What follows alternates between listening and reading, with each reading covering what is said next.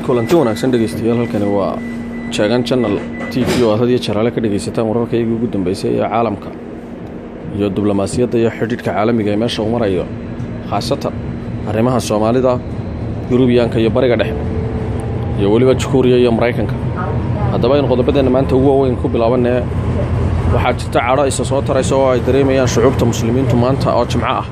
maanta oo ahayd maalintii Jimcaha qadib khudbadihiisa Jimcaha markii laga soo baxay meelo badan oo ka tirsan caalamka islaamka oo mudaharaad ka dhaceen imaamada masaajidaduna ay jeedinayeen khudbado aad u kulul.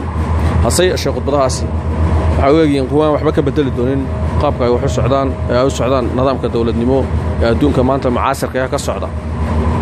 haddaba wadamada la filayay inay go'aan adag ka qaataan arrinkan ayaa waxaa ka mid ah waddanka Sacuudi Arabiya oo isagu la filayay inuu go'aan adag ka qaato xaaladda waddanka oo xaaladda Qudus iyo masaajidka barakaysan ee gacanta loo geliyay dawladda Israa'iil.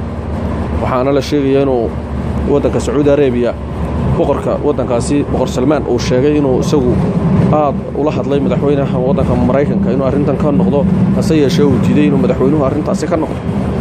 madaxweynaha waddanka Mareykanka waxa uu sheegay inay wada hadleen muddo saacad ku dhow, hase yeeshee uu arrinka ka diiday inuu ka noqdo. waa sida uu hadalka u dhigay boqorku.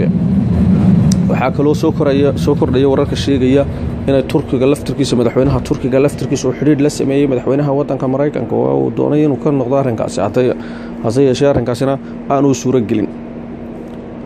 wararka kale ee soo baxaya ayaa waxay sheegayaan in madaxweyne ku-xigeenka waddanka Mareykanka uu tagi doono magaalada Ramallah oo kula kulmi doono madaxweynaha waddanka Falastiin Maxamuud Cabbaas.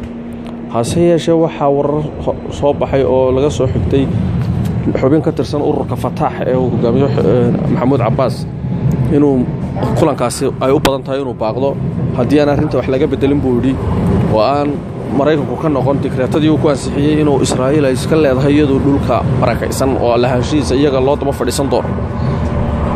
wararka aanu ka helayno dhinaca iyo wadamada midowga Yurub ayaa waxay sheegayaan inay aad u cambaaraynayaan xaaladda ka soo kordhay Mariga Gaza iyo waddanka Mareykanka oo u aqoonsaday Israa'iil. arrintuna ay tahay in la qiimeeyo oo dib loogu noqdo heshiiskii 760kii ee dhigayay inaan qolana gaar u lahayn meeshaasi oo meeshaasi ay tahay meel u barakaysan. haddaba magaalada tan Qudus waxaa si